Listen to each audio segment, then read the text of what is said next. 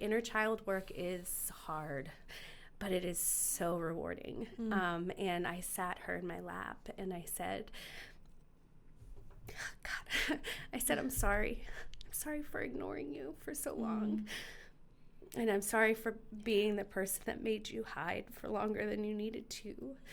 And I invited, physically in my mind, I invited her to sit in my lap. And she played with my hair. And I sat with her. And we went from this extreme sorrow. So then it finally came. I was ugly crying.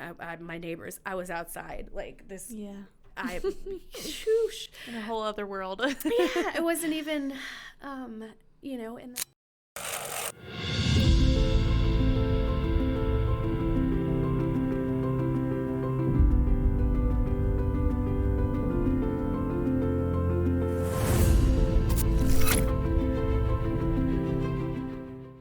Episode 5. We're calling this one Deep in the Dirt. The power of showing up. And in this episode, I'm going to interview Angela. We talked last week with Kristen from Arizona about attachment. We're going to stay in there. We're going to learn about Angela's attachment styles and the way that they've grown from a pretty insecurely attached childhood to a really beautiful family experience, right? That bears witness to the way that secure attachment shows up in her world today. I hope it will give you hope and possibilities if you're sitting here knowing that you walk in the world with an insecure attachment. I do want to mention a trigger warning. This episode is going to get deep into some domestic violence, sexual abuse, childhood trauma, right? So if you choose to continue and to listen, which I hope that you will maybe feel the opportunity to do that. If it brings up something for you that feels psychologically distressing, I hope you'll reach out, certainly to therapeutic professionals, and also if it's something that maybe coaching and awareness can help you work through, right? It's just uncomfortable, but maybe not dangerous. I hope you'll reach out to the Hive, and we can certainly walk with you through some awareness and some language to help you find the hope that Angela found in her story. If you choose not to, and it's not the right time, then please don't. And come back when you're ready, right? But let's get deep in the dirt. Let's do it. Episode 5. Season 5. Season 5. Ooh, imagine. Wow. We'll be like pros. Yeah. Be like sitting on the couch. We'll have an office. With our own hive in the background. That'd be super cool. Anyway. Season 5. Dream. Manifestation. Yeah. We're back for episode 5. Episode 5. Woo! We're going to talk about attachment again. So I'm Katie. I am the founder and director of The Hive, a connection coach, and self-named traumatologist. Yes, and I'm Angela. I'll be the interviewee today, which is a new role. Exciting. Very nice way to really just dig deeper in the dirt, as we like to say. I'm the co-host, and I am the traumatized. We're going to put that on blast today. Yes, we are. You fully will understand why I introduced myself that way after this visit. Yes, we all get the opportunity to witness Angela today, which is going to be beautiful. No, it's going to be wonderful. Thank you.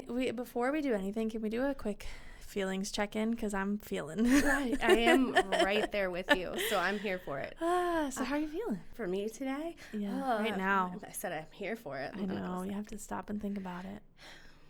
Like, I'm thinking of all the feelings that are on the outside circle, but I want to kind of get on a little bit more. So I guess that the best word for what I'm feeling today is probably disorganized. Just a little full. Like that. Yeah. That's the middle. Ditto. Full. What was that guy in the coaching group that I used to say? I feel, Yes. That's kind of I can relate. Yeah, I'm scrambled. It was hard for me to focus on anything today. I had 100 ideas and I got 2 of them done. But it's better than 0. Yeah. Yes. So we'll go with that. Oh, what are you looking It's like? funny. I probably completely different, but feel very similar. Like the things that you're saying. I'm like, yeah, how did you know? Me too. And probably for completely different things. But how do I feel?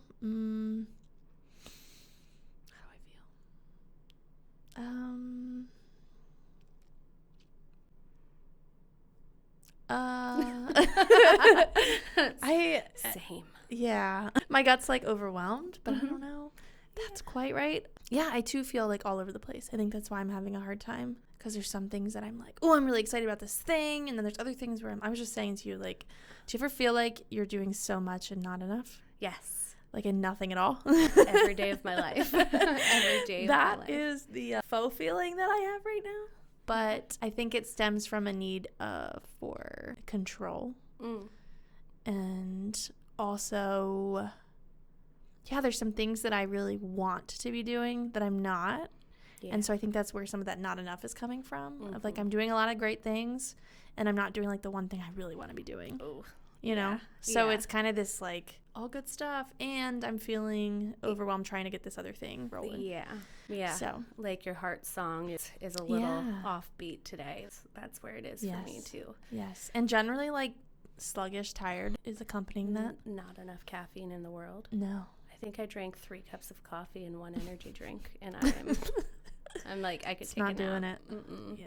I wonder if some of that's the clouds just kind of sticking around. Could be. Today. It's a little chillier. It's kind of the change in which I'm excited for. I love fall. And yeah, it's a little dark and gray outside. Yeah. Yes. Woo! So appreciate just the opportunity to just be there, because we're going to get into this whole thing on this episode, and also we carry that. Right? Yeah. So I think it'll be great. It's who we are in this moment. Yeah. And it's that's human. okay. Yeah. And it's human. We always walk out of here cheering. Yes. So in the end, we know that's at the end. Right. The end of the rainbow is near. Yeah. So what are we talking about So we've been talking a lot about attachment, right? We've talked about this last episode. We've probably touched on it in some of the other episodes. So I wanted to dig in more and talk a little bit more about how the way that we were shown up for as kids, how that's impacted the way that we show up now. And of course, I've asked you to go there with me. Yes. I'm happy to. It's a really important discussion to be had, and really something that's important to me to bring awareness to, and knowing that there's a different path and there's like repair. It's possible, because no one would guess. You would never guess. You just wait. Yeah, so I know a little bit about Angela's attachment and her early experiences in life from our own coaching together. And so I asked her to allow me to do a little bit of that here and share her experiences and connect that to what we talked about last week with Kristen, attachment, and then how that lent for her towards early young adulthood addiction in her early adulthood, and then some beautiful secure attachment with her kids. And so I wanted to get another perspective, right? Insecure attachment and how that manifested, and then ultimately how secure attachment is showing up for you now. Yes. Yeah. It is quite the arc, I will say. It's cool. It's really cool. It's cool to see. And obviously, not everybody listening is sitting here thinking, I was raised insecurely attached and I'm now showing up with secure attachment, right? You might not be there yet. So I just want to hold space for the fact that we're sharing in some celebration, ultimately. Yeah. And if you're not there yet, then that's okay. Yeah. And again, there's no shame. So remember, attachment styles, right, is the way that our brain and bodies have learned to feel safe or not safe in relationships, right? So we talked about the insecure versus secure, and then within insecure, there's disorganized, insecure ambivalent, and insecure avoidant. And, how we show up can tip that scale, right? How we show up for ourselves and for others can ultimately allow us to heal from an insecure attachment. And so I want to talk a little bit about that and the way that can help. I always say your history is not your destiny, right? So that shift in showing up is beautiful. And yeah, it's so beautiful. And it can make all the difference. And it's pretty simple when you have the awareness, right, of what it means. We think about showing up and being physically present, right? And that's one part, right? It's one thing to be physically present. It's another thing to show up with purpose. So we call them the 3 Ps of showing up, right? So there's presence, there's purpose, and then there's perseverance. Because we can show up be present, right? We can be here. I always think about the middle school band concert or whatever we were talking, or the 5th grade band concert or whatever it was. Yeah, they're like there. All the parents are there, and half of them are scrolling on their phones, or half of them are checked out completely, but they're there, right? I'm here. My kids saw me in the audience, right? And then there's purpose, which is, I'm aligned in why I'm here, and I'm aligned in and I'm attuned to what I'm doing here, right? So when my kid looks out at me at that concert and waves to me, I'm connected, right? Because I'm not just here in this seat, I'm also here. I'm here for you. I'm eager to experience this. I'm here to support you, right? So our purpose becomes aligned in the way that we show up. And then perseverance, which I think we like to throw in for everything, is you're going to get it wrong, so stick with it. Yeah, just try again. Keep trying. Yeah, just trust in the process. And so showing up is the underlying, it's the underpinnings of secure attachment, is our ability to show up. A little bit of, there's a book called, The Power of Showing Up. Yeah. Okay. That'll work. I was like, I know it's on this paper. No, I get it. Yeah. So there's a book called The Power of Showing Up, and they talk in that book, they said, you might have heard it before, but neurons that fire together, wire together, right? Neurons that fire together, wire together. So reliable presence impacts somebody's architecture and connectivity in their brain, literally. So when we show up for ourselves, when we show up for our kids, our partner, our friends, whoever it is, we create mental models and expectations about how the world works. Or when we don't show up, when we're not there and our kid's looking out, waving at the band concert, and maybe mom is there, but she doesn't see me waving, right? She's not paying attention to me. That starts to create something in your child's brain, right? That literally connects how they experience the world and what they believe about the world and believe about themselves, right? So the experiences, our relational experiences, provide us with literal molds. The physical structure of your child's brain is literally molded by the way that you connect to them relationally. And so showing up is so important. And powerful. It's so powerful. It's a lot of power to have, a lot of responsibility as a parent too, but probably arguably one of the most important things. Yeah. And so easy to miss. Yeah. You just talked about repair, right? Yeah. To have an awareness of how impactful it is allows us that when we inevitably don't show up fully present, right? Or with purpose, to repair, to say, hey, and that's okay. That's just as good. Yeah. That repair is just as good. But if you're not even aware of it, you're going to continue in your 95% subconscious, right? Patterns and habits. And so, kids learn that when mistakes happen or harsh words are said, that we still love each other, right?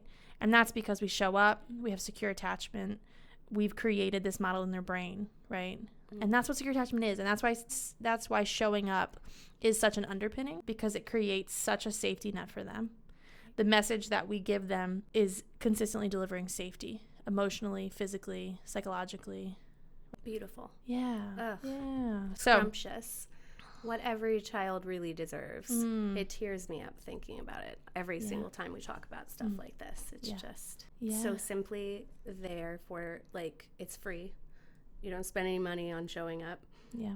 Most of the time, I go. Sure. Whatever. But it's so easy to accomplish if you're aware and you're applying yourself, right? Which is neat. Yeah, and you can see how quickly dysregulation, a parent that's dysregulated or overworked, burdened, overstimulated, right? How easy it is to be there but not be there, right? That descent into survival. Yeah. And dissociation is real. Absolutely. Yeah, and how, no shame, but how damaging it is to our kids. Absolutely. Yeah. But there's hope and repair. Yeah, absolutely. So no matter how long you've been kind of hanging out there, it's never too late to turn around. Absolutely.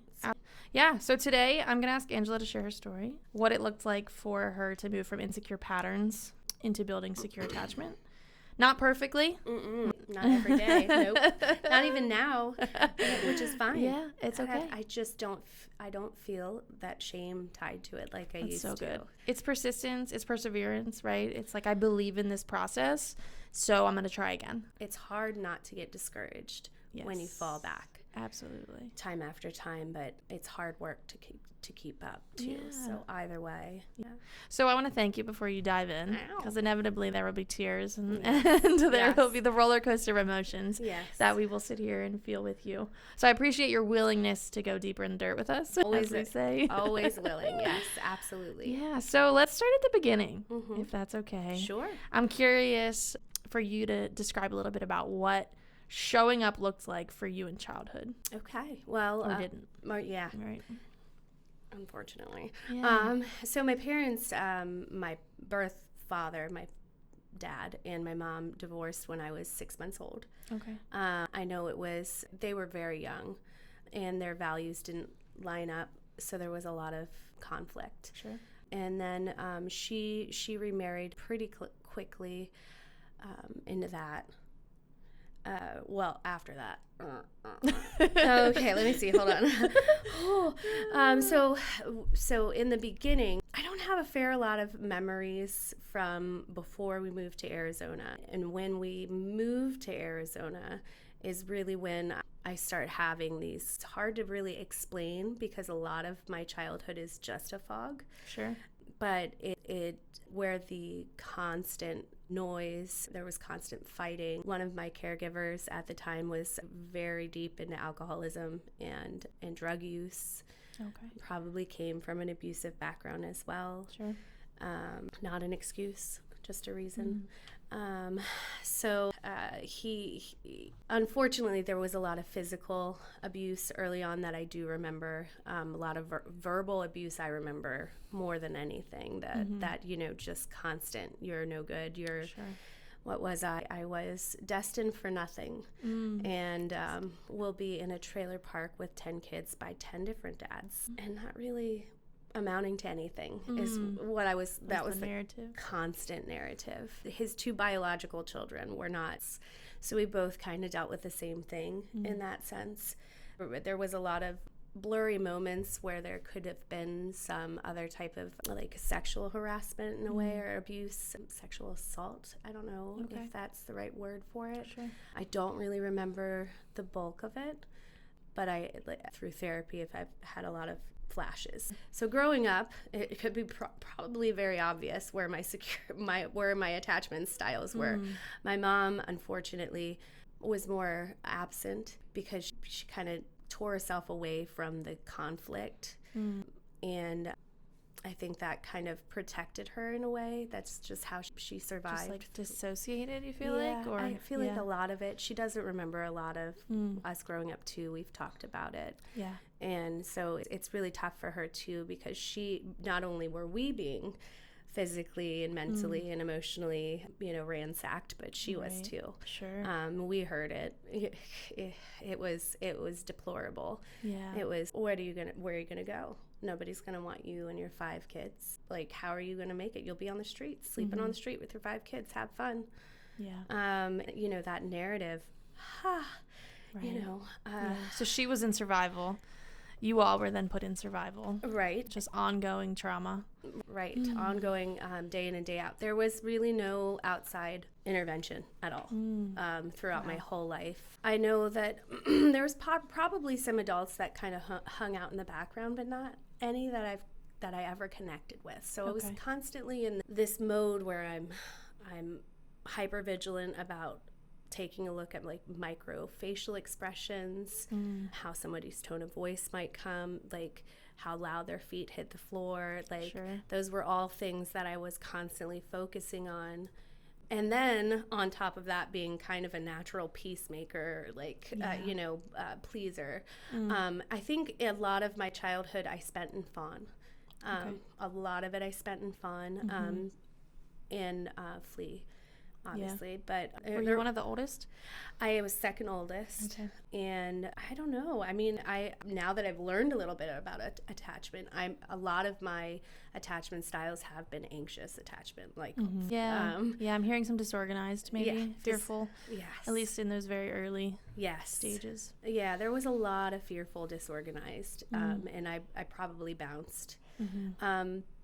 I also was a fighter at a certain point. I would take up for my sister and stand in front of her, and then my younger sister at the time would, once she got older, would stand in front of me, and we've all kind of avenged each other in a way. Right. But we also fought something horrible because of the constant turmoil. So I feel like that's where that more disorganized kind of, sometimes we were all literally standing in the line of fire for each other. Yeah. And other times we were literally chasing each other through the house with a steak knife. Like, Right. like it was, Yeah, wow. it was very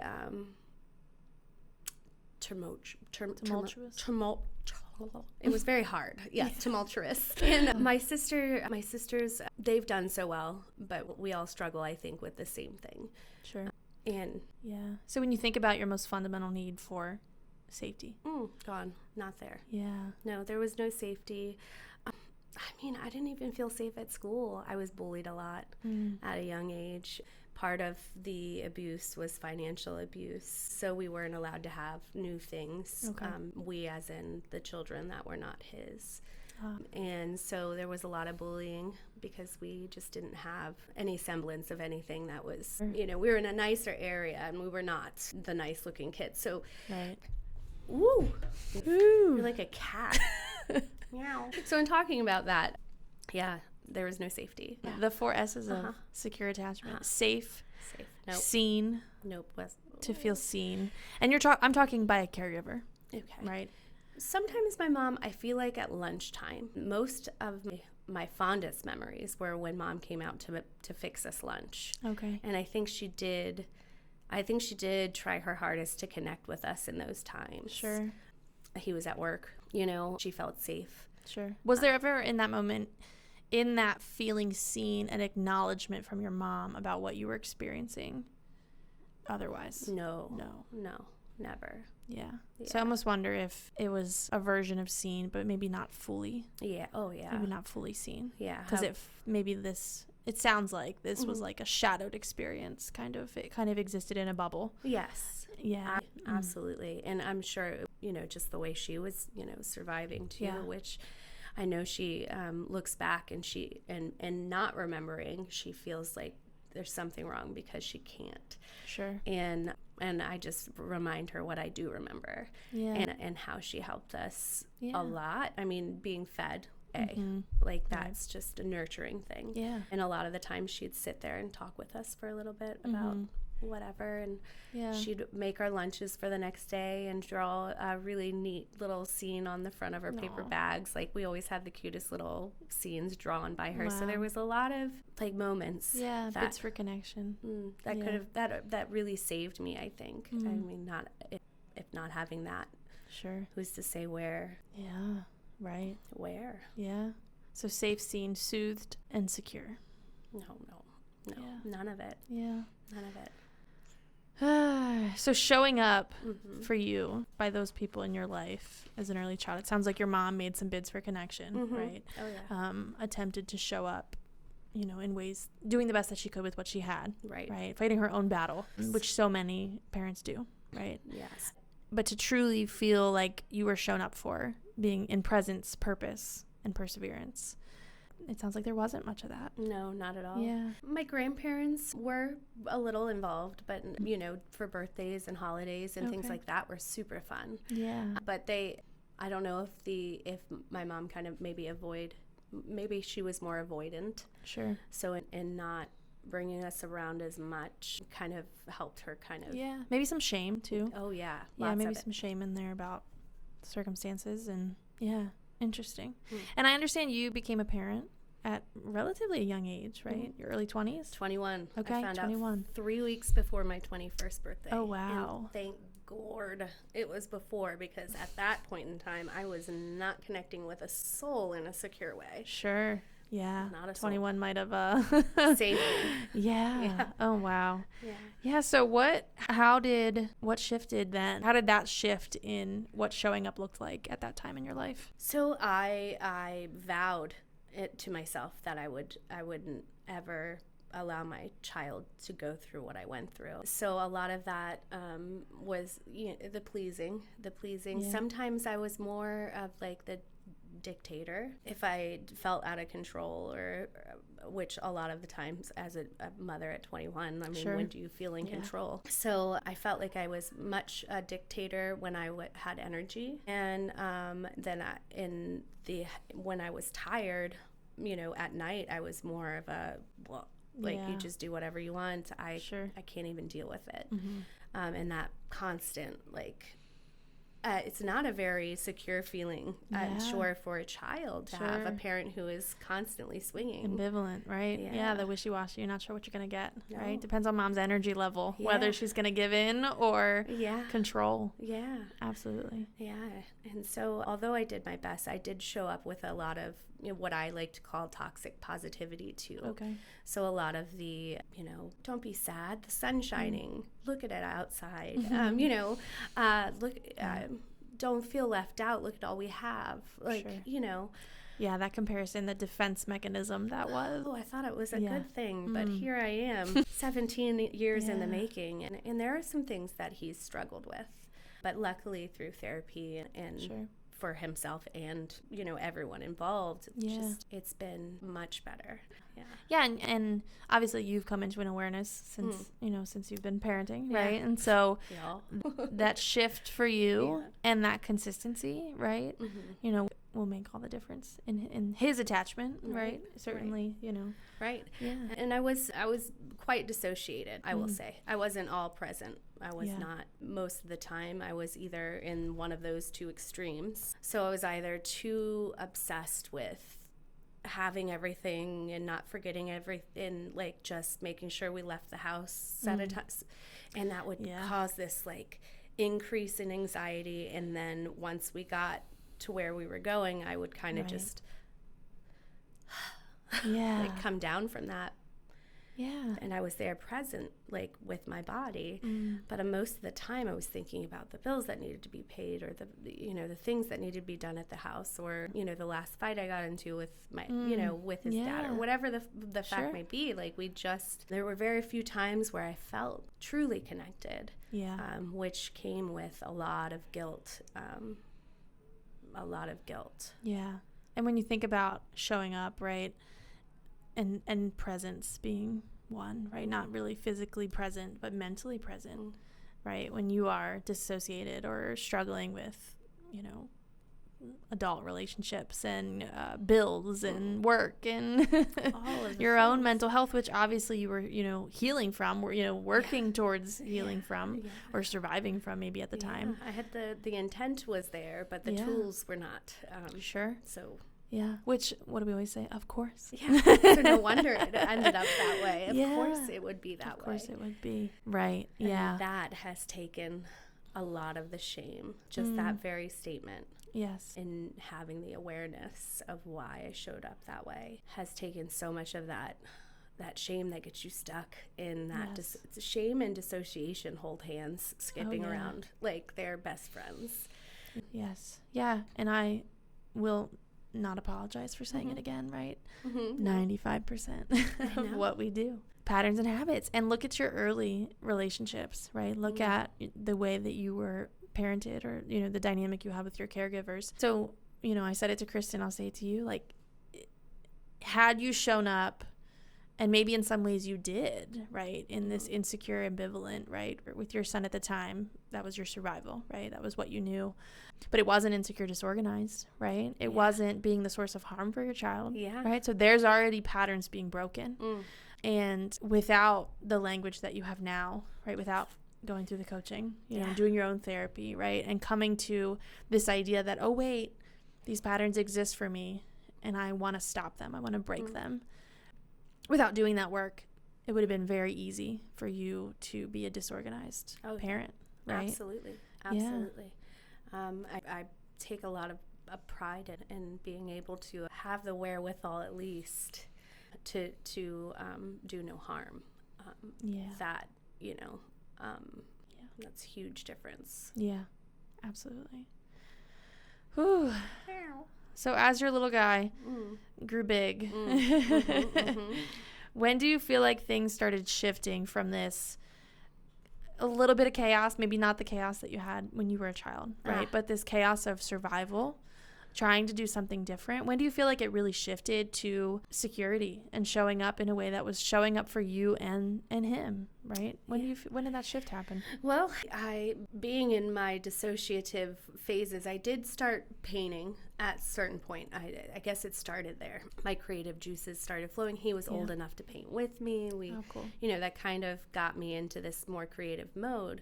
And so one day I've always had this idea of a story in my head, and I had the worst computer ever that didn't work unless it was plugged in. I did not have Microsoft Word. Oh, shoes. But I decided to write.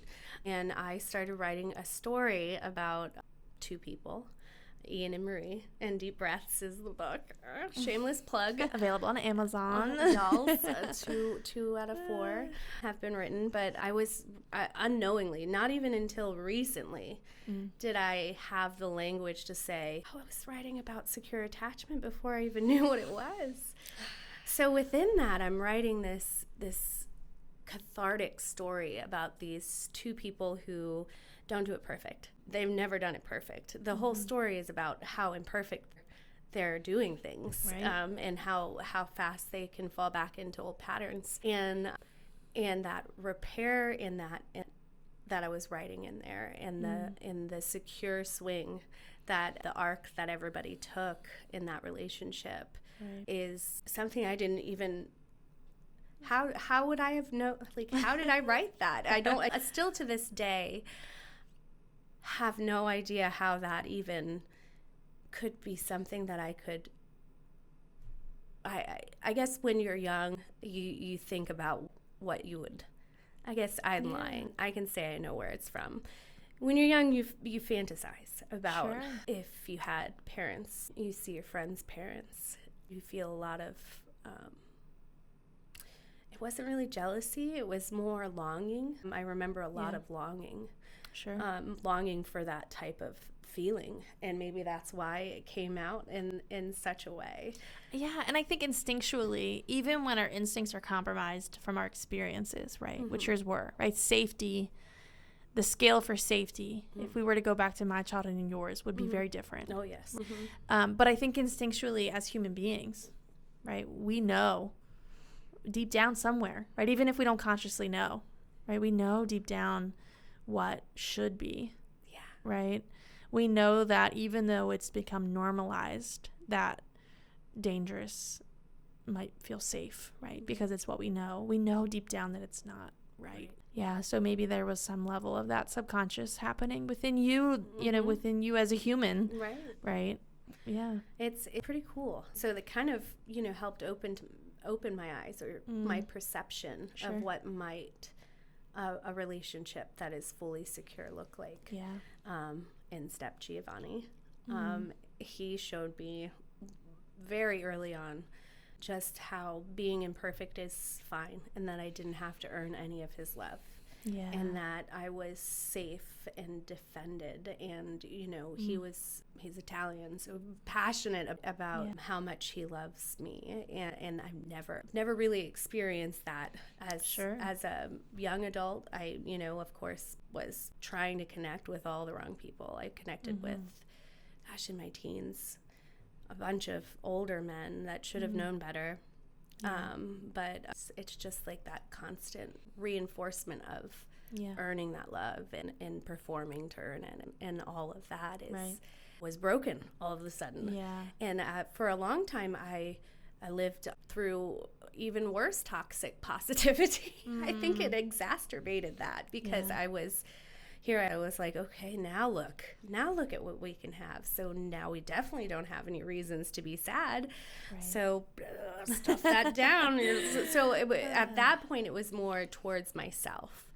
I would probably say for a big portion of that early relationship, I was more kind of mean to myself than anybody else was, because I wasn't showing up for myself in the way and allowing. Yeah, and just outside, you talk about those relationships with older men, right? It was potentially also this is maybe what feels broken, right? This connection to a father figure or to, a male figure, right? Either one. And then here you found yourself in maybe a relationship that felt pretty secure, and that's not normal for you. No. Right? That's not comfortable. No. Right? Safe, but feels dangerous maybe. Yeah. Right? So then it sounds like you started to do a little bit of maybe internal self-sabotaging, right? Oh, yeah. That was like, okay, I feel more comfortable putting myself down, right? Mm-hmm. Because if he's not going to, right? This is what feels safe to me, and he's not doing it, so I have to. Wow, yeah. No, like, that's really actually very eye-opening, because I talk now about having these sides of me that I can sit with. Yeah. And before, there was no sitting with anger. Sure. If I was angry, I was angry at myself. And I took a lot of blame for like behavior or, circumstances out of my control. I would put it all on me. Yeah, no, that's a very true statement. I was the mean person to myself at that point. Yeah. And I didn't make time for myself. And what did that do? It just threw me back into that controlling mom, and then like not controlling mom and just letting everybody run buck wild, and nobody knowing so even in a secure relationship, I struggled because I wasn't doing all the work. Right. And your attachment was still there, right? Mm-hmm. Your attachment hadn't been healed yet, right? Or, I say it's a journey, not a destination, but right. That ambivalence continued to show up in your world. It might not have been all the time, right? It might not have been full-fledged disorganization, right? Disorganized or fearful, but it sounds like there were still moments of ambivalence that was coming through. Yeah, and right? I was very disorganized to myself. If I can, trigger warning, self-harm, like I've not punched anyone more than I've punched myself. Yeah. And like now looking back, how dare I? I did not deserve that. Yeah. I was doing the best I could, but that shame. So instead of taking that disorganized, trend, I was reinforcing it within myself without even having control over it. Right. Well, and the monster was gone, right? Yeah. So there has to be a monster. Yeah. It became you. Yeah. Right? Me to myself. Yeah. There was not this external figure any longer that was causing it, and you needed it to feel safe. Right. So, yeah. How dysfunctional. But it's, and I mean no shame in that, not right? At all. It's unfortunately, it's what your brain and body knows to be safe, right? Or knew to be safe. And so your brain and body is going to do what it needs to get that. Exactly. I never even, that was the first time I thought about that, to be honest. Yeah. I felt there was no harm. That's where I was going. I felt like there was no harm in treating myself that way, because I wasn't allowing that to sponge off onto anyone else. Yeah. At least I'm taking it out on me and not other people. Exactly. Right? Yeah. It's okay. It's me. It's not, I'm not hurting anybody else. I've been through enough. I can go through this. Yeah. Right. I can do this. And maybe a little bit of I deserve this, right? Because it wasn't to the degree of what you were experiencing in childhood, right? And you weren't getting this intense, harm. Right. Physically, psychologically, emotionally, right? Mm-hmm. And so it was like, I deserve some level of harm. Yeah. Right? It's strange how involuntary it was, too. It was enough to make you dissociate through a lot of your children's memories, too. So, then I catch myself again. Right. Living in this blur. and then I met this person. No, it really did help to reframe. Learning how my brain worked, why my brain worked. I met Katie through the co-parenting coaching and the parenting coaching that I continued thereafter. That became connection coaching that I eventually graduated from. Yeah. Without that awareness and the resources because all through my life I never went to therapy until March. Wild. Yeah, wild, right? Wild. How my body was shutting down. Yeah. We'll talk about that a little. Somatically, I think that, my body I stopped being able to process food the right way. I was throwing up.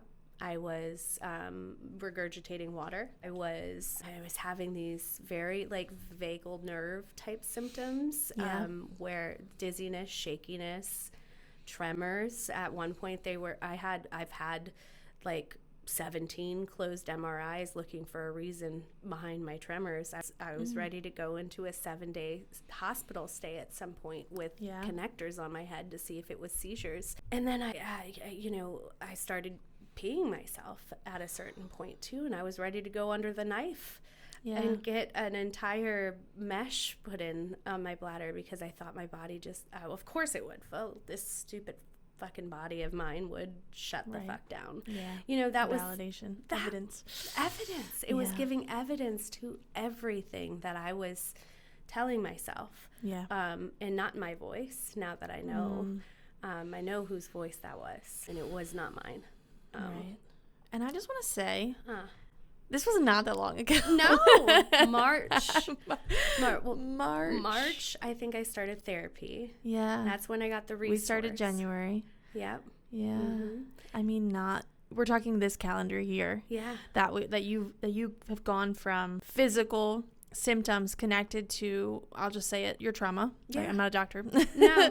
I think I said that to you in coaching, was like, have you thought about asking them about the way that your trauma, has manifested into urinary incontinence and, other physical symptoms. Right. Yeah. And I think I just point out that this wasn't that long ago because what changed was the awareness, right? What changed was the awareness and the language. And I think just in witnessing you from then to now, I think what's really beautiful is the way that you've been able to not rewrite your story, like pretend that pieces didn't happen, but give your story the narrative and the language that is true and that is accurate in not putting blame on you, right? In witnessing the, let's just say 7-year-old Angela, right, that needed to feel seen, in seeing her, right? I literally did some meditation, sat her in my lap. That whole experience was, if you haven't done,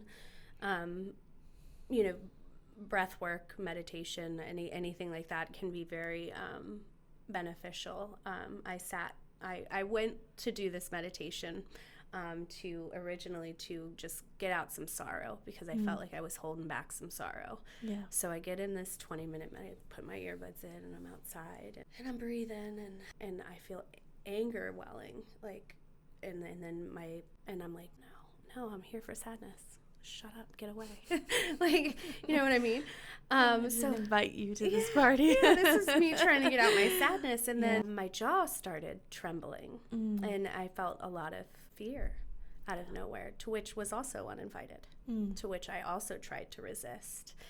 And finally, that the shivering just wouldn't stop. So I said, okay, what is it then?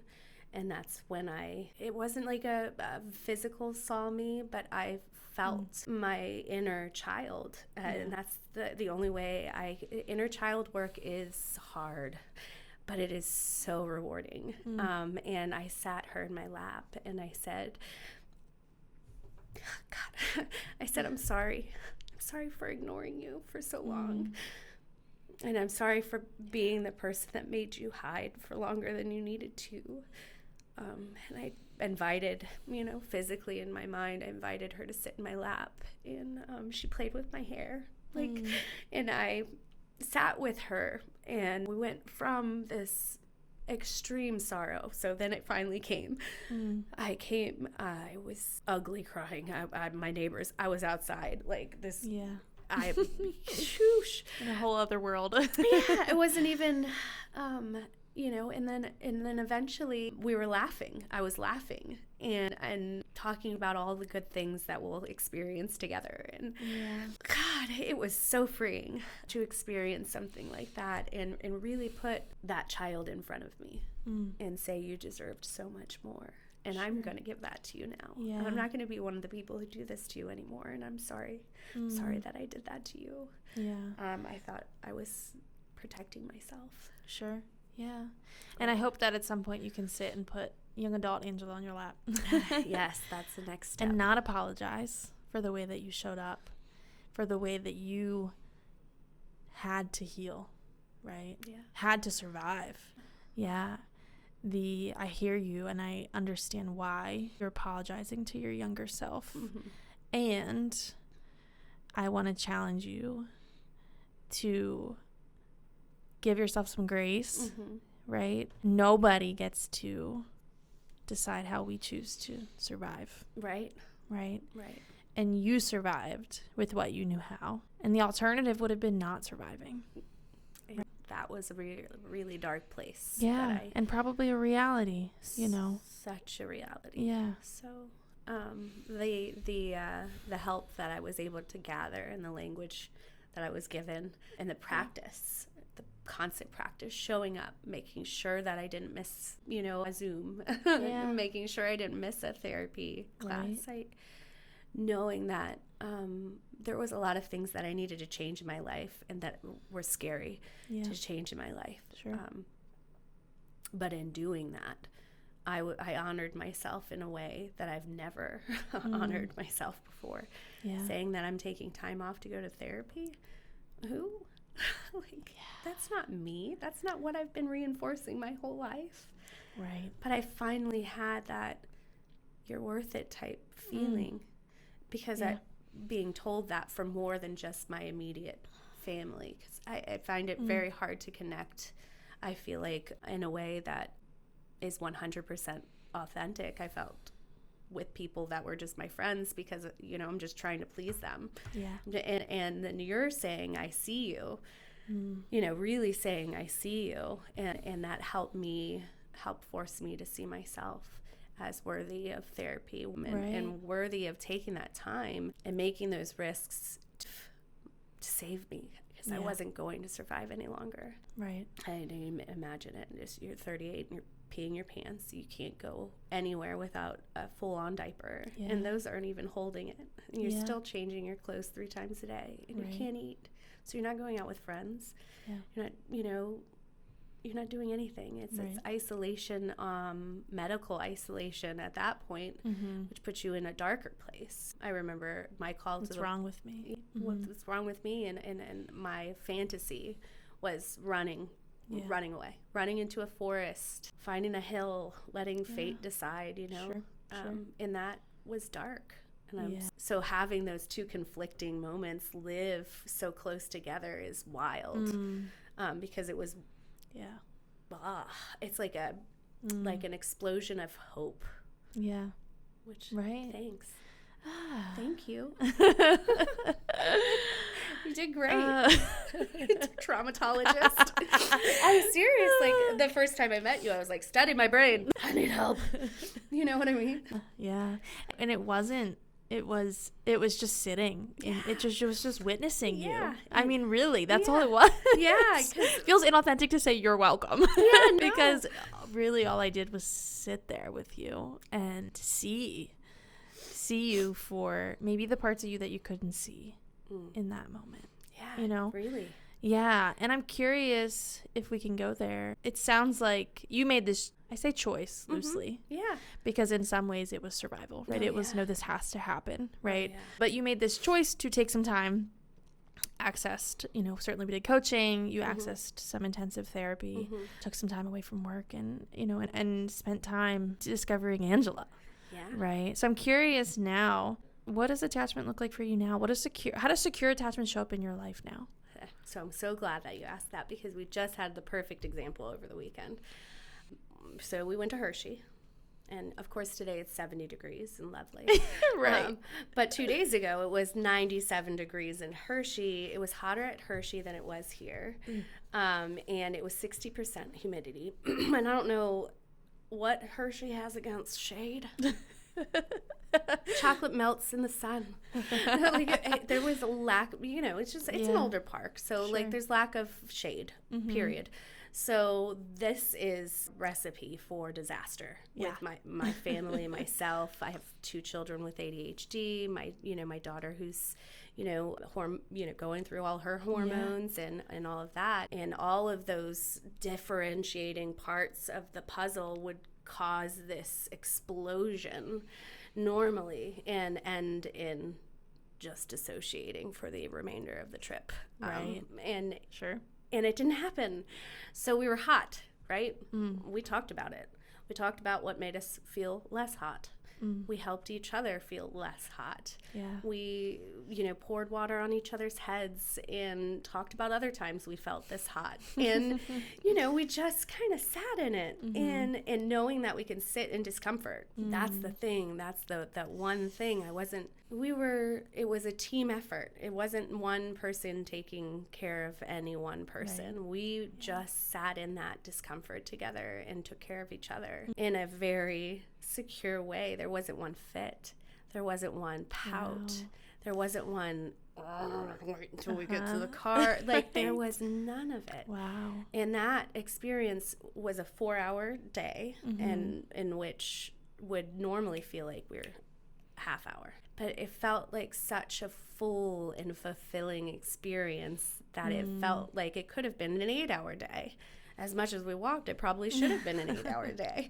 Right. But that just being present slows time down. And it's strange how much you're able to get out of each moment with zero effort. I didn't even try this time. It just happened that way. That's beautiful. Nobody tried. Giovanni's picking up on how I'm rolling, and he's very interested in the coaching program too, which he's next on the list. Yes. But Katie's got to do it because I can't. But yeah, like and the kids too, just having the model of, hey, we're human, we're all uncomfortable, and we're still, and not trying to fix it, right? You obviously supported each other through it, right, and saw each other for the humanness that would be hot in 97 and 60% humidity, right? Right, obviously. And there would probably be some normalcy to some irritation, right? But you were able to connect. Yeah, and I'm not going to say we didn't get irritated from time to time, but it was such a fleeting thing that it was almost because it came and it went exactly as it should. Yeah. And nobody stewed. Nobody sat in it for longer than they needed to. Yeah, and that is the power of witnessing and being present and experiencing another person's humanness, right? Of course you'd be irritated. Is a lot different than when we get to the car, right? Exactly. I'm irritated too because it's hot. Yeah, of course. Here's some cold water for your neck, right? Exactly. Yeah. And before it would have been, we're all getting out of this line. That's it. We're going to find some shade. Everybody's complaining. We can't do anything.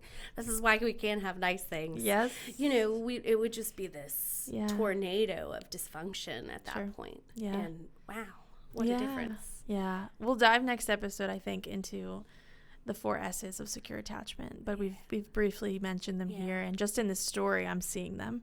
Right? Safe, seen, soothed, and secure. Soothed but not fixed. Yeah. Wow. It is possible. They do exist. Yeah. Right? I can't. It's touching, and it's I thought I was going to cry during the rehashing of my childhood, but mostly I'm crying with joy.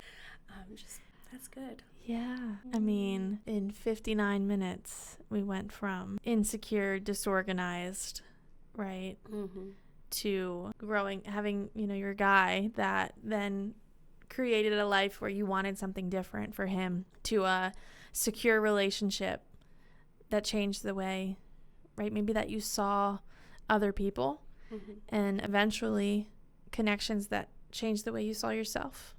Yeah. And then this beautiful experience of secure attachment that you're creating with your kids. Yeah. The day of, I didn't even think about it until we started talking about this conversation. And I was like, hey, that's like the most perfect example of how I feel. Yeah. Yeah. So I'm going to give you one more question. Yeah. I'm going to kind of rapid fire this one at you. Yeah. So go. For the parent listening who grew up with insecure attachment, right, who wants to do it differently, who hears your story and maybe sees the possibility in it for the first time, what do you tell them? Try it. Try it. Jump bite-sized pieces every day. It doesn't have to be perfect. There will be no perfect ever, but there is so much better than what we've been living in. Sure. So much better. It's I feel like I'm in a different world, to be honest. Yeah. Thank you. Thank you for sharing. I'm here for it. Yeah. I appreciate the vulnerability and authenticity that you brought to the table today. I really hope listeners will take away from this that showing up doesn't mean that we don't ever fail. It means that we keep coming back, right? We keep trying again. It means that we learn, we prepare, we practice, right? And I hope you'll take Angela's advice to try it, right? Please do, because wow, the difference, not only for yourself, but everyone around you. Everyone. Yeah. So next week, let's go deeper. Yeah, I think that's fine. Yeah, let's talk Dirtier. about, right, let's get more in the dirt. Let's talk about the 4 S's of secure attachment, because we've talked a lot about insecurity, right? Mm-hmm. And I think it's because a lot of people can relate, right? And I want to give a message of hope also. Yeah. Right? I think we did that today. And we did it last week with Kristen also. Yeah. So I want to keep that and let's go there. Let's talk about, okay, I hear you, Katie and Angela. I'm insecurely attached. Now what? Yeah. So next week we'll be back for episode 6. Wow. Yeah. And let's talk about secure attachment. I'm here for it. Yay. Let's get deep in the nitty gritty of all the things that can brighten it up. Beautiful. Yay. High five. Wait, hold on. It's this. I'm just going to be like this. We gotta do this. Wait. Oh. Yeah. Yeah. It's given us a whole new. Wait. Cha-cha-cha-cha-cha-cha. We did it. Somewhere in there. Yeah, don't miss it. And tell us your story in the comments. Yeah. Like, get in the dirt with us. It's warm. It feels nice. It's mushy. It's where we grow. Yeah. Right? I love it. Yeah. It's Okay. moist. It's moist. See you next time.